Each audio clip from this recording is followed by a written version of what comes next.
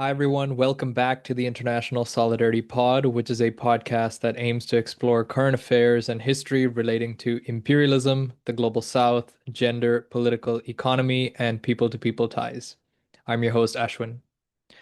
We have back on the program today Carl Zha, the host of Silk and Steel podcast, to discuss his recent trip to China and specifically the Xinjiang Uyghur Autonomous Region.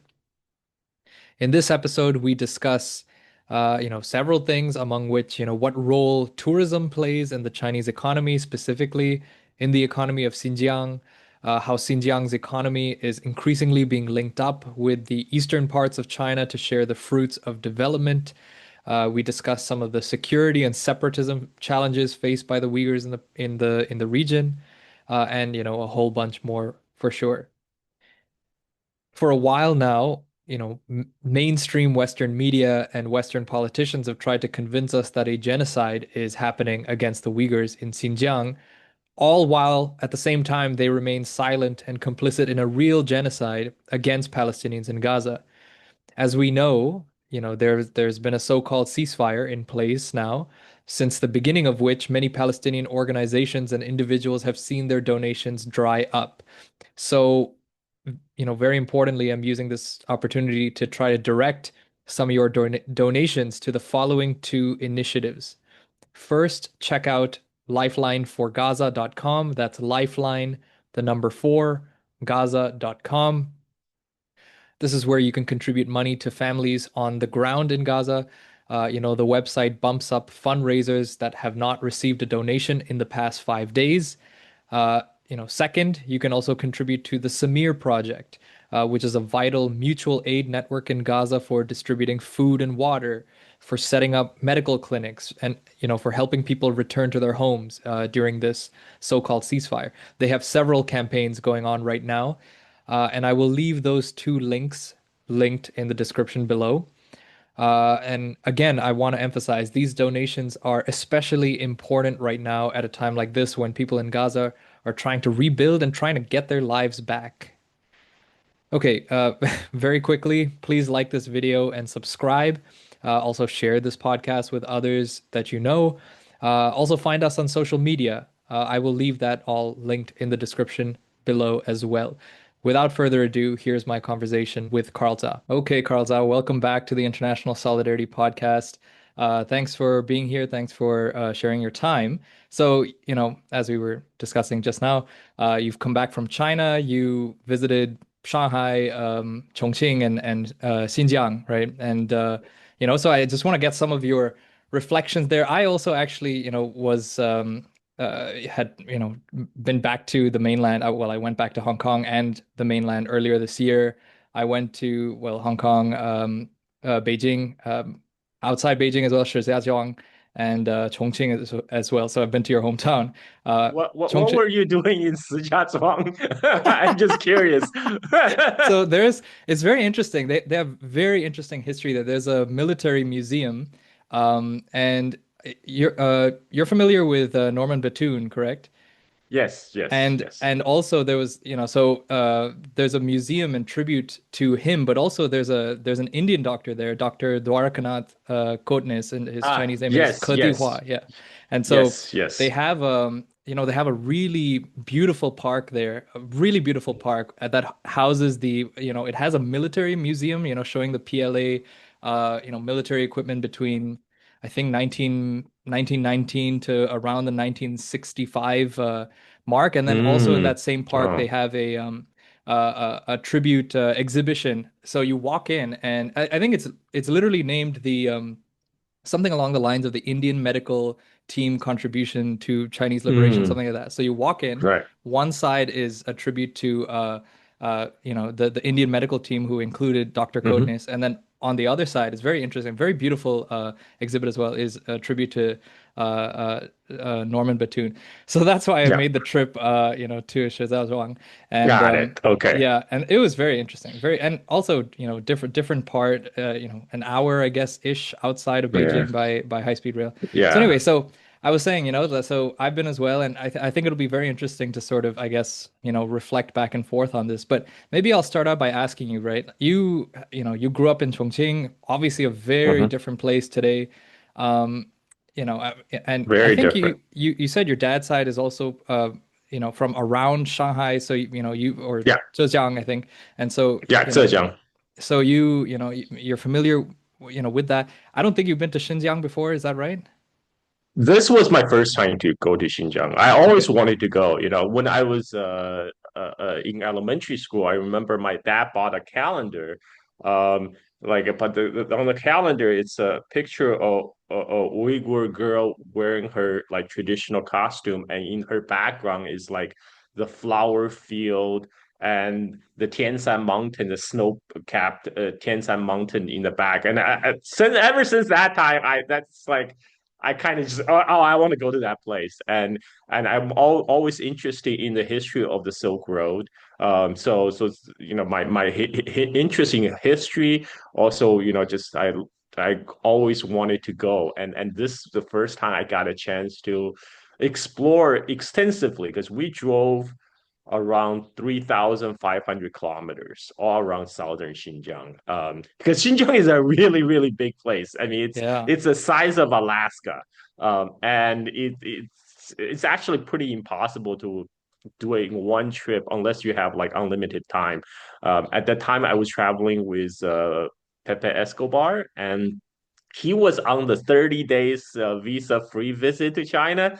So the clock was running out because he has entered China earlier, and he was going through starting from Xi'an to Dunhuang along the Silk Road corridor, then takes the train. He took the high-speed train to meet us in Urumqi. So by the time we started our Xinjiang leg, we only had 2 weeks left, and we try to hit all the spot in the southern Xinjiang, like because southern Xinjiang, south of the Tianshan Mountain, that's like the homeland of the Uyghur people, Yeah. and a lot of driving, man. Like I develop a butt of iron, be I can able to imagine. sit in the car. Yeah, our schedule was basically like leave the hotel at 9:30 in the morning and arrive in a different city at like 10 o'clock at night, right? And in between, we're seeing all the sites, but that was our daily schedule. Like it was a lot of driving. But our driver told us like this is if you want to see Xinjiang, this is normal. You have Yeah. to.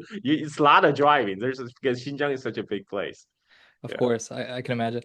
So, what I was coming to, what I wanted to ask you is, and it's not obviously, since you moved out of China, it's not like you haven't been back. You have been going back now and then. But I wanted to maybe start this conversation because I do especially want to get your reflections on Xinjiang because, obviously there's a lot of stuff circulating about Xinjiang. So let's talk about that. But I think first I wanted to ask you what surprised you, this time maybe compared to even like the last time.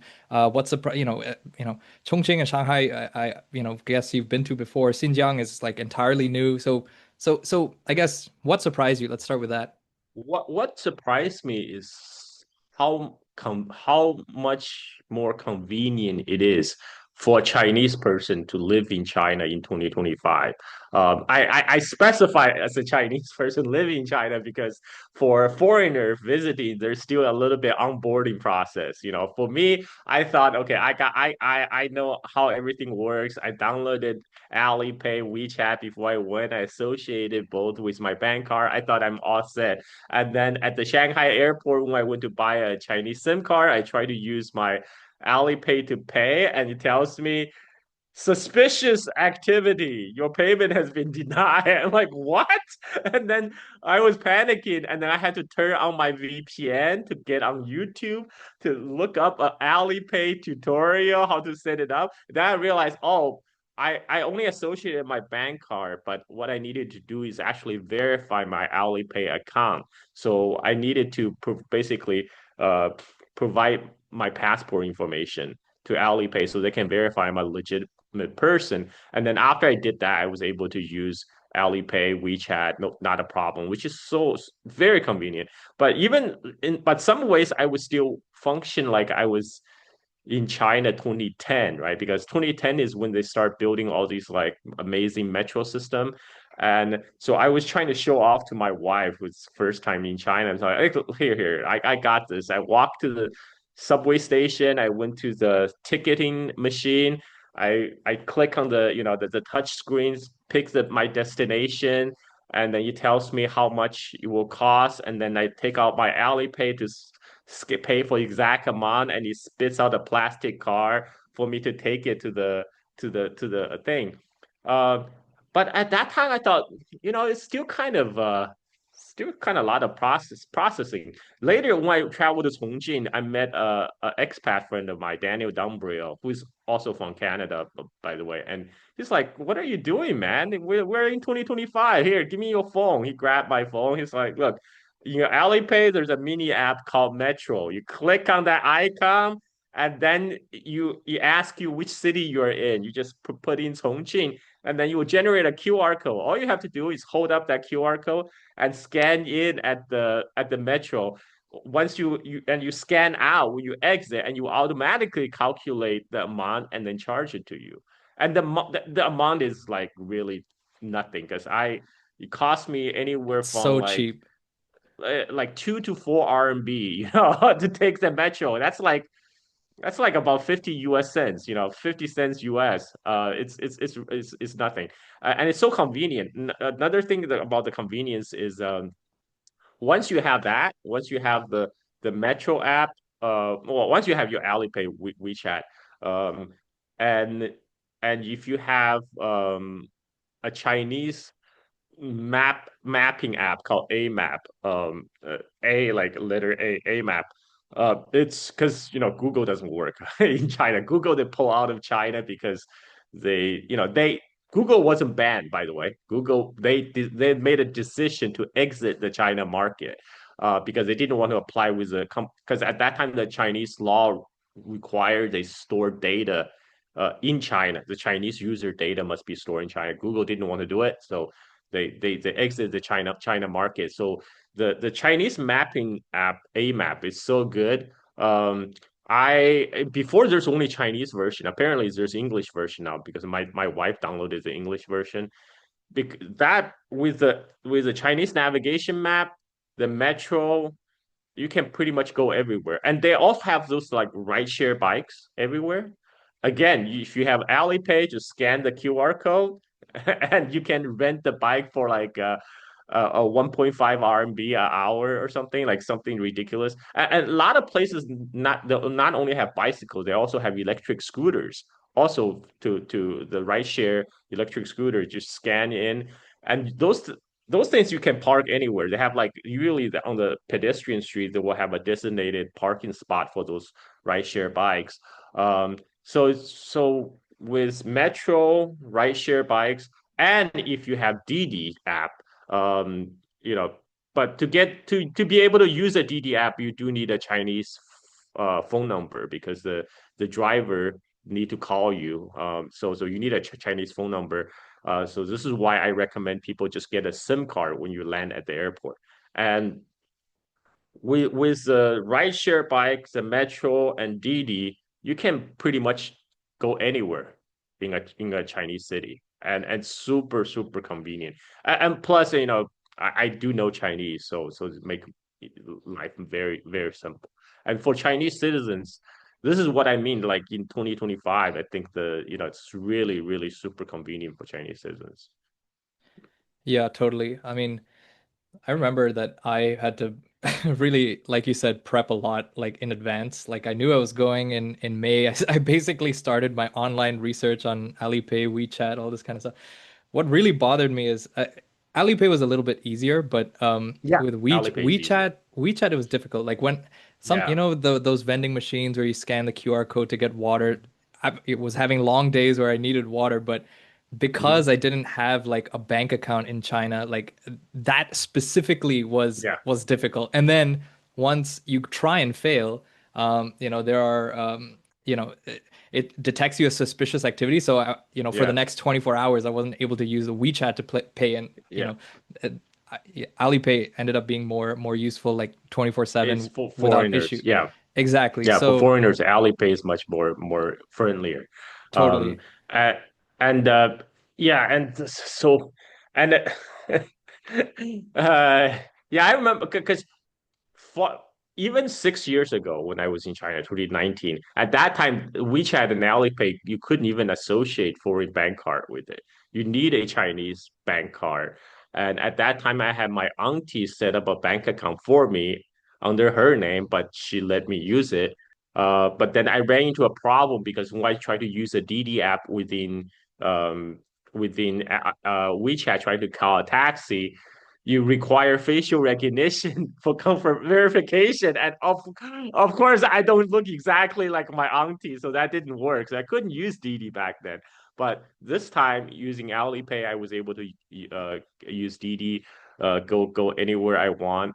That and delivery, door to door delivery. Like when we're traveling from Shanghai to Xinjiang, we realized we need a fast SD card reader because we all have the Pocket 3 DJI phone camera with us to film our trip, and we have a lot of data on our SD card, but we need a SD reader to transfer to our laptop. So we talked to uh, the people, our Chinese team members. They're like, "Oh, no problem, no problem." So by the time we flew to Urumqi, they already shipped the SD card to the front desk of our hotel lobby. We just needed to pick it up. I mean, that's amazing. They ordered it from Shanghai. They told them to send it to our hotel in Urumqi, and we just pick it up just like that. That was amazing. Yeah. That's incredible. And yeah, I mean, I was also going to say about the bike track infrastructure. That was great as well. I mean, you can really get anywhere, and again, it's cheap. And the other thing is that like the infrastructure as well for, bike lanes is really good because it's not just, I guess for recreational biking, and obviously China, has uh, you know quite a long recent history of using bikes as transportation and things like that. But it's also economic, right? You have a lot of people who are doing deliveries on e-scooters, so obviously you need big, and wider tracks for that, which is very interesting because here, like in the province of Ontario where I live in Canada, like bike lanes are highly politicized and it's used, and you can see the difference between like the the so-called liberal democracy system of politics and that in China, because it becomes at the municipal level, at the provincial level, it becomes a vote bank contest between people who use Why? cars and people who bike. Yeah, like this is a big thing. And so they've been, the provincial government here in Ontario some time ago, earlier this year, was threatening to remove a whole bunch of bike infrastructure so that there's more space Why? for cars and For parking. And cars. yeah, exactly. Yeah. There you go. But Wow. that's completely blind to the fact that, we have so many, electric scooter delivery drivers, like, bike lanes in general, even outside of delivery drivers are, can be said to be good for the economy in urban centers. A lot of people use them Yeah. in summers, but there's not, they're not, the political system is not able to acknowledge those economic benefits because the primacy of so-called democracy takes place where they can pit different voters against it. It's ridiculous. Anyway, we can move on from there, but I just wanted to, No, wait, yeah, and go ahead. speaking of that, there's another thing in China is the Chinese cities are super walkable. I mean, they all have like big wide pedestrian street. I mean, this is big difference for me, both coming from US and now from Bali, because in Bali here we have no pedestrian streets. Everybody ride their scooter if they want to go out, because there's no walking, nobody walks. But in Shanghai, in Chongqing, in all these Chinese cities, they all have very nice pedestrian street. It's very pedestrian friendly. You can walk anywhere. Yeah. Absolutely. And that's even the difference between like China is a developing country, part of the global south, but that's where you see, greater comparison or even exceeding the quality of infrastructure in the West, in the global north. Yeah. So, I guess not as smooth of a transition I wanted to make, but I wanted to talk about tourism in China. Okay, like tourism is a it's really interesting. And in a place like Chongqing, especially, you notice that a lot of, especially in the sort of main areas, tourism really is the main thing. A lot of street vendors, a lot of, tourist related infrastructure. And the one thing I noticed that you can compare with other global South countries is that the tourism strategy seems to be, more, I guess, sovereign, if you can say, in a sense where you have, people from other parts of China doing the tourism in your city. So unlike a place like Thailand, where it's just run by, white foreigners who think they own the place, or a place like Jamaica, where, the tourism industry dominates society, but Jamaicans themselves can't access their own beaches for fishing or for livelihood because they're all taken up by these private hotel and those kind of enterprises. And even in a place like in Kashmir, in Indian occupied Kashmir, tourism is sort of being used as like as a wedge to bring in, to Hinduize the area and to facilitate the occupation of Kashmir. So that's and obviously China, like uh, it's quite a different model from that. I don't know. I guess I'm just opening it I up here no, no, no, for you're some of right. your Because in reflections. Yeah, China, it's built for the sovereign Chinese. tourism. Yeah. The China, they built it for Chinese. I mean, when I went to China, the tourism is mostly, I think, like 95%, 99% domestic tourism. And especially we went to Xinjiang, it's all domestic tourists. Our driver actually told us there was a sharp drop off in the foreign tourists to Xinjiang after 2008. This is the aftermath of the July 5th Urumqi riot in 2008. So foreign tourists stopped coming. And plus, after that, there's an intensification of Western propaganda against China, particularly the Xinjiang narrative. Um, the foreign tourists dried up, so a lot of the English speaking tour guide, they had to switch career into like trading companies or go into different career where they can better leverage their English skills and stay in the tourism industry because there's no foreign tourists. And when we went, this is why when Pepe was going around, he's like one of the few foreigners, so he became like a rock star. Everybody wanted to take photo with him, and what we saw was one, the tourism infrastructure is very well developed. There's a concerted government effort to develop the tourism industry, and but the tourism industry is developed for the Chinese, for the locals. So we when we went to whether in Xinjiang or Chongqing or Shanghai, uh, tons of domestic tourists. And like I mentioned, this ties into what I said earlier about how China is super convenient, right? And this ties. I mean, it all part of it has to do with the infrastructure because they now they have the high speed train or they have that they can fly. There's like airports everywhere. Like when we went to Xinjiang, there's airports even in small towns like Tashkurgan near the Pakistan border. Tashkurgan has maybe what like 50,000 people, and they have an airport, and it's an international airport because you could fly from Islamabad from there, and because Tashkurgan was developed as a tourist town, a major tourist town. When we went there, um, and when we went, so we went to Kashgar Old City, right? The whole city, the whole area of Kashgar Old City was basically redeveloped for tourism. So this they start renovation on the Kashgar Old City around I think 2009. 2009. What happened is they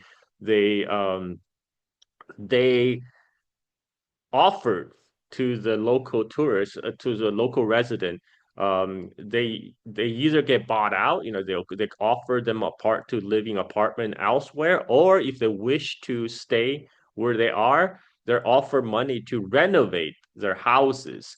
So now like the whole area of Kashgar Old City is being turned into a big tourist spot, and we visited some of these long-term residents who still live there. They say, yeah, like the shops lining the front street, the most busy pedestrian walk street, they are rented out. So they're rented out for like 300,000 RMB for like 6 months, which is a big money in China. And so they but usually those so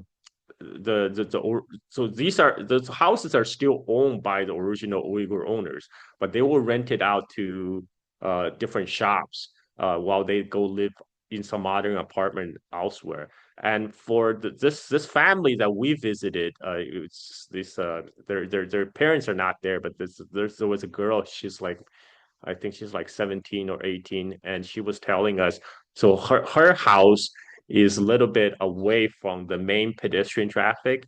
And so they still live in their house, and her mother would make like hand woven carpets and stuff in the winter time when there's low tourist season, and then sell them during the summertime. And the government actually paid them money to renovate their house to make it like pretty for the tourists. So it's and they have lived in their house since she says since her great grandfather's time, for many generations. And when we're in Kashgar, one of the things that tourists do is they will dress in the so ancient Uyghur princesses, and they will hire a photographer to walk around and take their pictures, right? At first, I just thought that that's a thing for like tourists from other parts of China who came to Xinjiang. That's what they do. And I noticed quite a few Uyghur people also dressed up like that. So I got curious, so I went to ask them, and it turns out they're also tourists. They're not Kashgar natives. They're from other part of Xinjiang. They travel from Aksu, from Kucha, from different part of so like basically the tourism is for everyone. Tourism in China was for everyone, and so I thought that was very nice. Another thing I noticed about Xinjiang is there's a lot of when I say there's a lot of concerted effort to put into build the tourism industry. Many of the hotels, I ask every hotel we stay in Xinjiang, they're all like completed within like last year. And they're all very, very nice. I show some of these pictures of my room on Twitter. And basically according to Pepe, who traveled with us, he said like, yeah, these hotels would easily cost 400 to 500 euros in Europe. But in China, it's very, very affordable. I mean, you can get those nice rooms anywhere from like 40 to 80 USD, 40 to $80 USD. And but the same kind of amenities say in New York will cost you like $400. And so it's Xinjiang. So China is very it has very developed infrastructure, but it's still very, very affordable. This is something I think a lot of people who have never been to China don't know about it because China has as you say some of the infrastructure already surpassed the first world, but yet it's still offered at very affordable price. And all the hotels we stayed in, it's all like Chinese domestic tourists. You can tell by the meal they serve during breakfast buffet. They will serve the congee. They will serve the congee, the salted eggs, the salted duck eggs.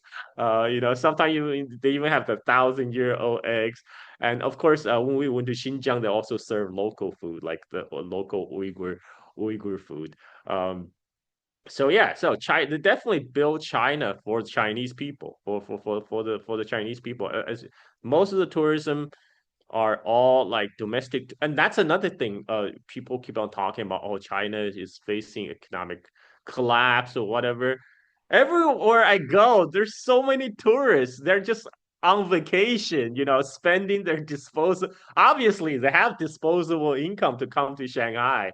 Like if you go to Shanghai, if you go to the Bong, for example, or Nanjinglu, the pedestrian street, it's almost like all tourists because Shanghai locals don't go to those places, right? And these are all like Chinese tourists from the rest part of China come to see Shanghai. So apparently they have the time and they have the money to spend on vacationing. And we saw the same thing in Xinjiang as well. There's Chinese, and many of the Chinese tourists, so in the old times, a lot of Chinese tourists would travel by groups, but now there's a lot of younger ones who do like self-driving. They will drive. I met a guy who drove from um he drove from Suzhou, which is right next to Shanghai, all the way to Xinjiang, cut across the entirety of China. Yeah. So because people now they can afford cars. Cars is also very affordable the in China now, thanks to the EV revolution. Like you can get very, very nice cars for like $20,000 US in China. It's just yeah, it's and the sign of prosperity is everywhere. That's why I urge people just go see for yourself. Go to China, see for yourself. Even for the China haters, at least understand what you're hating on, right? And seeing is believing. Yeah. And yeah, one of these aspects of, having disposable income and tourists from different parts of China in Beijing, the only place where I was asked to take photos with locals, or so people had come to ask me to take photos, was at Tiananmen Square. And it's because, and I asked these specific people who wanted to take a photo with me, where are they from in China? And they said, Inner Mongolia. So, that sort of explains it. But obviously in other non-tourist parts of Beijing, like it's not that novel to see a foreigner. So, in a place like Tiananmen, you see different people from different parts of China, maybe more peripheral regions of China, who, in this particular case, maybe hadn't been as used to seeing a foreigner. And so that's sort of a microcosm example of what you're talking about. When it comes to, so I guess let's talk about Xinjiang then. And Yeah. the genocide narrative in Western mainstream media, I think obviously, it's not carrying as much weight as it used to, like with a real genocide, and even those propagating the narrative have sort of backed a little bit off of it. But I think there's still going to be a lot of projecting of how the West deals with its minorities compared to how China deals with its minorities. So let's talk about this. So, I've heard you say on another program that, and I found this interesting, that um, the younger generations of Uyghurs, they speak Uyghur and Mandarin Chinese at the same time. Some of the older generations might not and might still just speak Uyghur. And then on the other hand, we're talking a lot about tourism. This tourism strategy. Separately, I was watching a CGTN documentary about how tourism, is also a strategy to revitalize the rural area. So, like you're saying, like where people might have, earlier did some other work that was, that didn't earn them as much income. Now a very big business is homestay, and converting your houses or into homestay or other kinds of businesses that bring you more income. So there's money, there's real, like, livelihoods are better now than before. So my question here is both, I guess, two questions. Are there tensions, I guess, in terms of belonging with China, quote unquote, belonging with China for Uyghurs between different generations? The language does make a difference. I guess you feel more integrated into the national project if maybe you're a younger Well, generation Uyghur that speaks Mandarin. And then the second thing, alongside that is, does all this tourism from the rest of China, create some kind of tension because there, are a lot of, non-Uyghur people coming in, or is the material benefit of it just so much better that this is not even an issue? Is that even the right way to see this, yeah, I mean, you are absolutely right. There's a lot of projection when the Western commentators are talking about China. One of their favorite thing about, when they talk about Xinjiang is there's genocide, or they're talking about a slave labor employed in growing cotton. I mean, this is deliberate. This is because they know United States has a history of using slave labor to grow cotton, right? We actually visited cotton field in Xinjiang. So Xinjiang, most of the cottons now they're harvested by machine, but there are human cotton pickers. We ran into one. So I asked her, so why she's picking, because apparently the machines, the harvester, it's hard for the harvester to get the cotton when they're making the turn. Apparently, they can't do it when they're turning. So So she's employed to pick the corners of the cotton field where the cotton picker machine couldn't pick. And I also asked her, and she's actually not Uyghur. She's not a local Uyghur. She's from a neighboring province of Gansu. And she came to Xinjiang about 20 years ago. And I asked her why. She said, because, you know, there's no job at home in Xinjiang. Here I can earn a living, and now I send my son to college, in Xinjiang. And ask her what she prefer better, her hometown in Gansu or in Xinjiang. She said, well, of course I prefer my hometown, but there's no money there, so that's why I come to Xinjiang. That's what people don't realize. Like the actual most of the cotton pickers who are employed to do the manual labor of picking cotton, they're actually not local Uyghurs. They are a lot of the migrant farmers who from even poor part of China. So Gansu is a lot less economic developed than Xinjiang. So that's why the people from Gansu, those migrant farm workers that travel from Gansu to Xinjiang to pick cottons. And then we talked to a group of Uyghur cotton farmers. They say, oh, their family own about 100 Chinese mbu, which is I think it's about like six and a half hectares. And he told us how much they spend on fertilizers, the cost, and at the current market price for cotton, how much they're selling, they're making. They make decent living. They make good living. And they're very generous. They offer uh, to invite us for lunch. I really wanted to, but we were running short of time. As I say, we're like going from a point to a point to a point. We are, if we had time, I so wanted to go to their house, and because the Uyghurs, they're very hospitable people, and as so what I learned is wherever you go, just learn a couple words. People appreciate that. So when I was in Xinjiang, I always greet them in Uyghur. I say Yakshmu, or Yakshmu says, which means hello.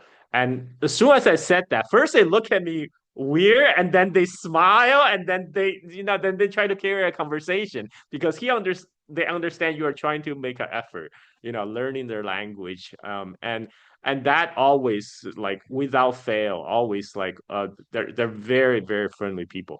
And in about the language thing, so the reason the older generation didn't speak much Chinese, this is because Xinjiang is a Uyghur autonomous region. So what that means is in the autonomous region, people there are entitled to be educated in their own language. So Xinjiang, for since 1949, the founding of People's Republic, all the way to early 2000, you can grow up in Xinjiang and go through elementary school, high school, and college, all be educated in Uyghur. So you didn't have to learn to speak Mandarin Chinese. So that was the case up to 2000.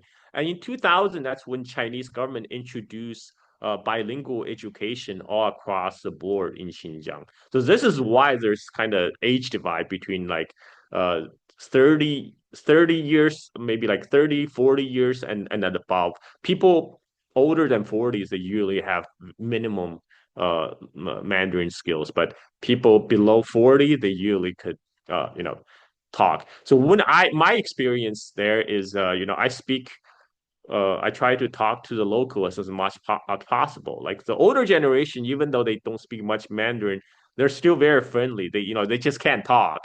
But I was really able to communicate through their sons and daughters who do speak Mandarin. And yeah, so I mean they are just most people, like people everywhere, they're just trying to live their lives, try to get more money, try to send their kids to school, get a good education. It's funny. So when I was traveling with our Russian photographer. We're filming around Kashgar, Old City. We were speaking English. So there's a Uyghur guy who heard us talking and said, "Welcome to Kashgar." And then to look around, I'm like, "You're your English is really good. Like you don't have an accent. Like where did you learn? And he's like, oh, I learned it in Wuhan University. I'm like, how the heck did you learn good English in Wuhan University? So for people who don't know, well, people know where Wuhan is now. Like, so he is a Uyghur from Kashgar, and he went to college in Wuhan, China, like in the central part of China for college.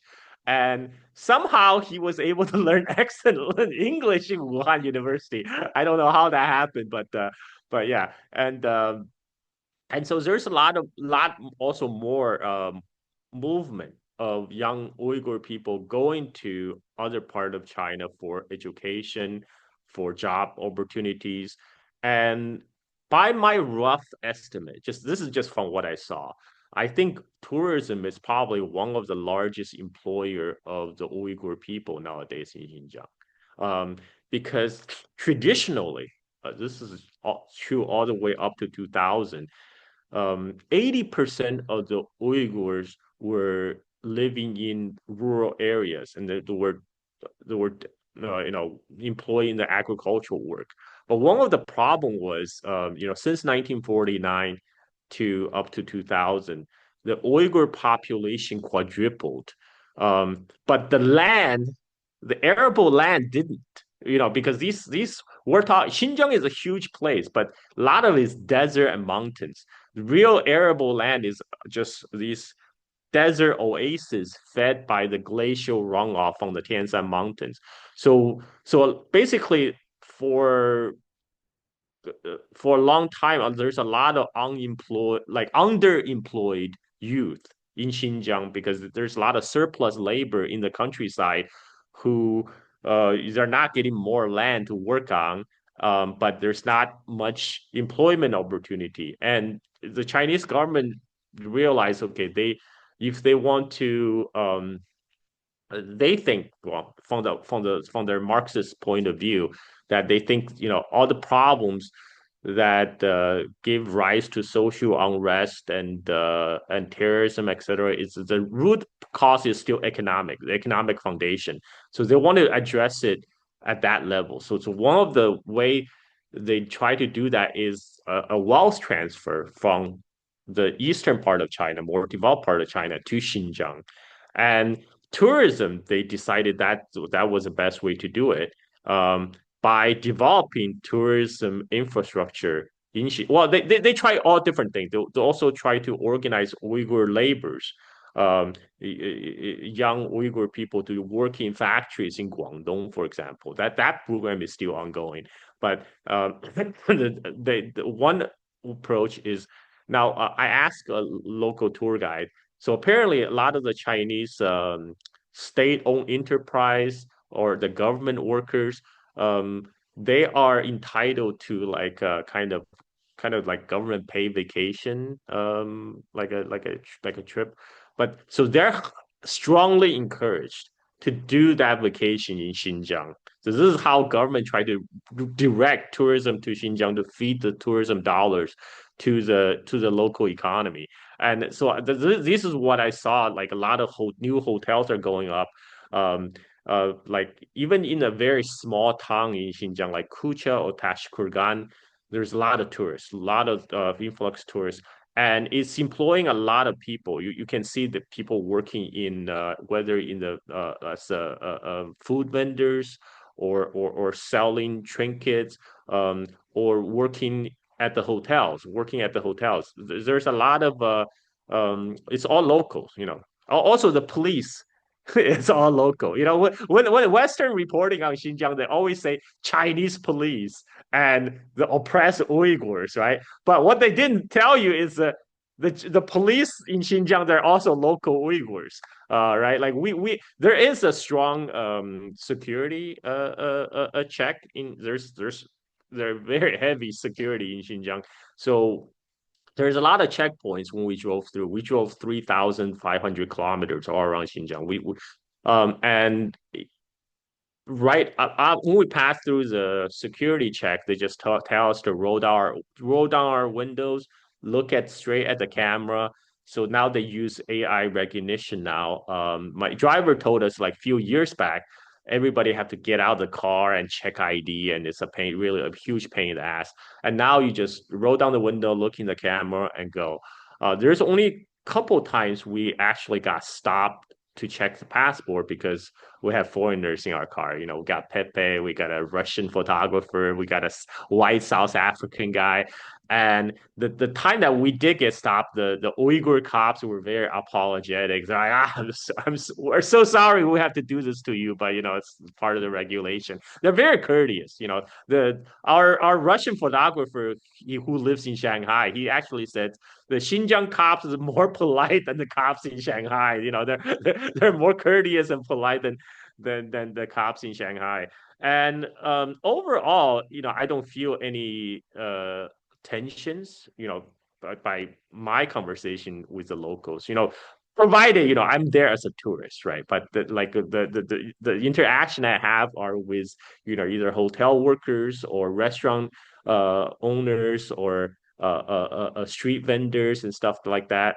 But I think people are just mm, they understand like the tourists are a source of money, right? They're bringing money into the local economy. I mean, generally I don't feel any hostility or any tension. Mostly it's just people trying to sell me stuff. And it's like we so there are a lot of uh, you know, for example, there are some changes I did see that probably wouldn't have taken place a few years back. So we went to stop by a coffee shop in Kucha. They were playing jazz music, and it's very hip. And the South African guy we traveled with, he's like, "Did you see that? That guy, the Uyghur barista, the dude, he's so flaming." I was oh, okay, yeah, I didn't even like first register, but then I thought, yeah, probably like he would be have to be less visibly flaming few years back because um because the situation were a lot different, like that would be totally frowned upon. So there is a general um I guess like a space now for people like this very flaming gay a barista for a space for them now in Kucha, in a rural city in Xinjiang. And yeah, so my experience is that Uyghur people are very friendly. They're very hospitable. I mean, we've been invited so many times to dine with them, to have food with them. Even people who don't have much, they will come. Because one time we went to a kind of we saw a Uyghur family kind of courtyard. We asked if we could go visit. I mean, this is like a rural family, right? So it's very, but they have grapes growing on the grapevines covering their courtyard. Very traditional Uyghur rural courtyard. They will have a very spacious courtyard that's for like social activities, and they will have these um, I don't know what you call it, but they have the grapevine covering the courtyard to provide shade, and so there's grape growing everywhere, and she will like pick out the grape, wash them, and offer to us, right? They're very very nice people, and this it actually changed the perception of some of our fellow travelers because one of the person was from Shanghai. She had some strong opinions about the Uyghur people because apparently she was robbed by some Uyghur robber in Shanghai many years ago. So she had, but she was really genuinely surprised when she traveled to Xinjiang and saw how friendly people are and how hospitable people are. So I think it's an eye-opening trip, not just for us, but even like some Chinese people. and and so it's great, man. This is why I recommend people to travel. Like just go see it for yourself. Um, they're they are well, how do I say? Um, I did try. So I did met who is a Tibetan artist in Chengdu because one of our friend Daniel Dombrio took us to a Tibetan art exhibit in Chengdu, right? So I his saw the Tibetan vlog. friend, yeah. So his Tibetan friend showed us around, and afterwards we went to like a hole in the wall Tibetan restaurant that was hidden in a like a residential alley, like a place you would not know unless you know. We had like the raw yak meat and momo, which is like a yak dumpling. And so over some Tibetan liquor, like he did joke, we talk about um I mean, there's obviously government control. He say, like before we drink to Buddha or whatever, but now we thank the party, we thank the chairman. So we are laughing, but because we all get it, like there's definitely there's government control. There's some restriction, that's for sure. But overall, I think people are have the room to develop and people in general are thriving. This is what I saw in the Tibetan community in Chengdu, and this is what I saw in the Uyghur community in Xinjiang as well. Yeah. Nice. Carl, I know we're almost at about the hour. It sounds like you might have to go. I have two more questions. What do you think in Yeah, terms go of ahead. I time? have time. I have time. I have time. Okay, Go ahead. okay, cool. So, yeah, two more questions, I guess. I wanted to ask you, have you talked? Okay, maybe I should preface this. So in Xinjiang, there were, as you said, um, extremist or separatist or terrorist. I guess I don't like the word terrorist, especially when it applies to Muslims. It's just too much of a loaded term. But we can call it whatever it was. From the mid 2000s up until, let's say, even like 2013, 2014. And this was not just in Xinjiang. This was in Tiananmen Square, there was some kind of van bombing, if I'm not wrong, and Yep. knife attacks in Yunnan as well, Yeah. by Uyghur separatists or extremists, we can call them. In Xinjiang as well, there were imams, Muslim imams that were also targeted, based on differing ideology, and that's where, Assassinated. Yeah. yeah, there you go, and that's where you had. Um, a lot of the security and safety issues in Xinjiang, to the best of my understanding, you can correct me here, there was a certain level of locking down and, re-education, as much as we don't, like the word re-education or whatnot, but, de-radicalization effort, among these folks. And obviously now it seems like there's, a very different reality. Xinjiang is being developed more broadly with the western part of China because, eastern part of China got, the benefits of reform and opening up a lot more. And so now, as you were talking about in several instances, there's now an effort to make connections to further develop the West. And now it seems pretty safe to say, to say the least. Have you happened to talk to anyone about these security or safety issues, how they think about how things have changed over time compared to now? I imagine, maybe people don't really want to talk too much about this, but I thought it might be important for listeners and audience to understand maybe, how do local people see this issue? That, what was it like before versus what is it like now? Did you happen to talk to anyone about this? I tried to talk to our driver, but he at that time he was living in Pakistan. So he said, I can't really tell you what I don't know because I was in Pakistan at the time and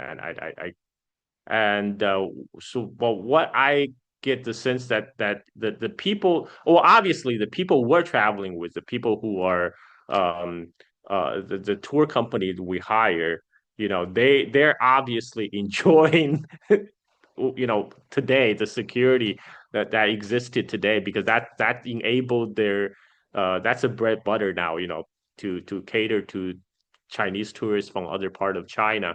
um and then uh the but there's a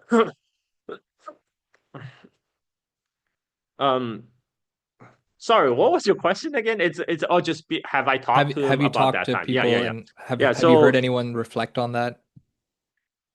yeah. what what he told me, even though he hasn't been in China at that time, he was working in Pakistan at the time. He was telling me, look, we, no matter where Han, Uyghur, Kazakh, whatever, we all grew up together here in Xinjiang. We all went to school together. Like we may fight, when we get drunk and among ourselves, but at the end of the day, we are all Xinjiang then. We're all people of Xinjiang. And this is what he told me.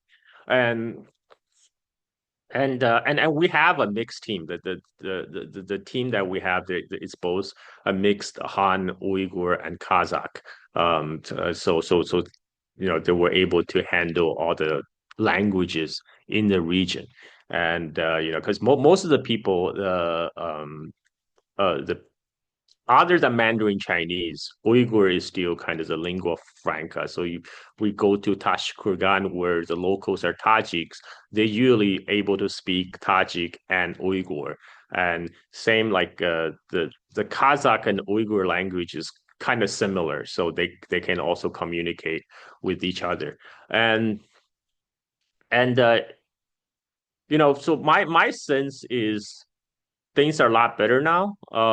And for example, the example I kind of gave with that flaming gay barista in a coffee shop, I think there's probably less room for him.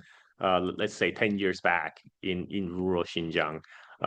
And we have I also saw a lot of women participating in the workforce. There's one of our hotel manager who hosted us in Khotan, Xinjiang.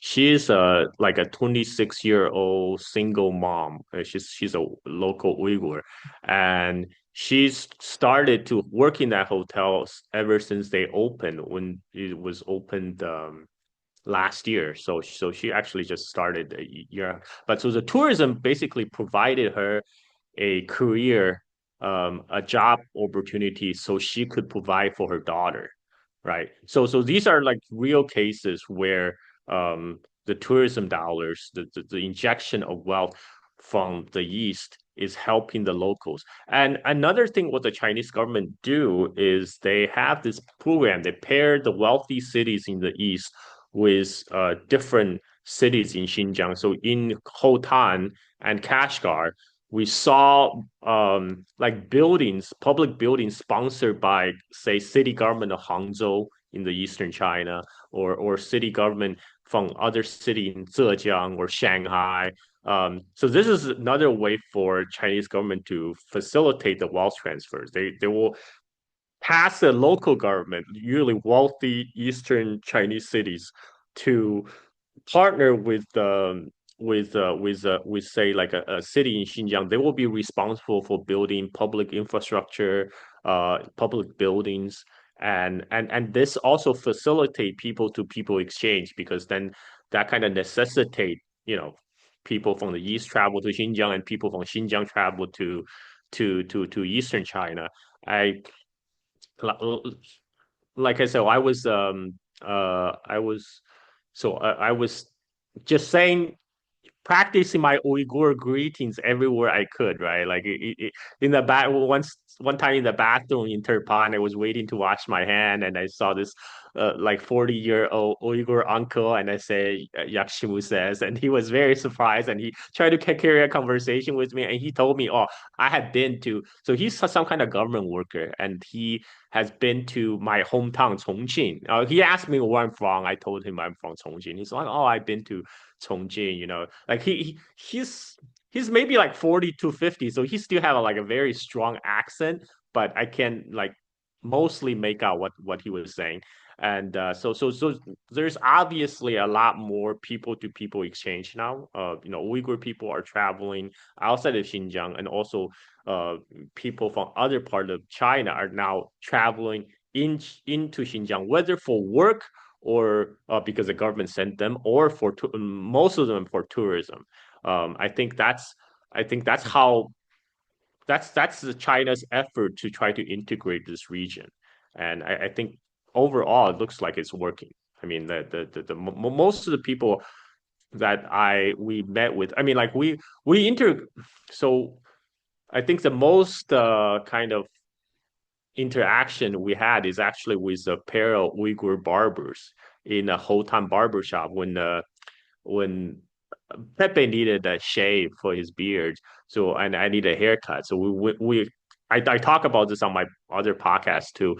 We start kind of conversation while we're getting our hair trimmed, and the two Uyghur guys are from they're like maybe in their late 20s, they just talk about like stuff young men everywhere else talk about chasing girls. I asked them what they do for fun. They say they like to go hang out, go to clubs and chase girls. We're like, okay. Yeah, and then we talk about the shop, how much they make from their job, whether they own their shop. And they still have a little bit of accent. There's some words sometimes they will have find a way hard to describe, but there's a 10-year-old kid playing on cell phone in the guy, and he was just like doing translation for us. And he was like correcting the other guy because he's the 10-year-old kid, he has no problem with speaking Mandarin Chinese and Uyghur, and like that kid like knows everything. And it turns out he was a son of the shop owner next door, and he sometimes come over and just hang out. And this is just like we are not really having a political conversation or discussion. We're just talking about everyday life, and we're just interacting like how you expect the conversation to go with any like 20 something year old with another 10-year-old wisecracking guy, sitting in the corner. I mean, it's that is my extent of my interaction in Xinjiang, basically. Yeah. So, the same people who are disproportionately interested in Xinjiang are also disproportionately interested in Hong Kong, my hometown. Mm. So, I'll switch gears here a little bit, and, get some of your thoughts on, because, now the folks that talk about Xinjiang have gotten quiet, to some extent, the folks who was talking about Hong Kong have really gotten quiet. Recently, a couple days ago, I think there was the start of the National Games of China. This was being co-hosted between Guangdong Province, Hong Kong SAR, and Macau Yeah. SAR. And this has been touted as um, and importantly, Xi Jinping, attended these games and I think inaugurated it. Um, and I think, th this collaboration, I guess, between the Guangdong province, Hong Kong, and Macau is really a sense. I think if I'm not wrong, I've listening to a government source talking about this, on media or something, as a way to strengthen one country, two systems, and national cohesion, that kind of thing. So, I'm using this to just open it up here. How do we reflect back on, the events, the protests, of 2019, 2020 in Hong Kong? How do we think Hong Kong has evolved or changed since then, in its relationship with the mainland? Just some of your thoughts there on how do we Yeah, I reflect think back on this? there's actually some similarities between some superficial similarities between Xinjiang and Hong Kong. So for example, Hong Kong, because of the one country, two system, right? And then China largely was hands off. And but during this time, and if you look at a lot of the Hong Kong protesters, their age means they actually never grew up under British colonialism. Most of them were growing up after 1997 handover, right? And so then that's when the central government realized there's a problem with the current way the one country two system is implemented. It kind of created a separation between like consciousness of people.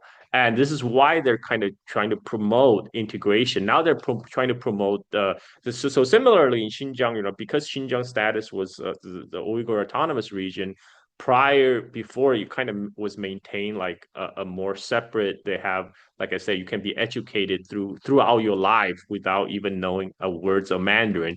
And this is why they start promoting bilingual education in 2000, in early 2000. This is why now we're able to converse with like 10-year-old Uyghur kids with no problem. Um, in Guangdong, Hong Kong, Macau, what they're trying to do is promote the Greater Bay Area.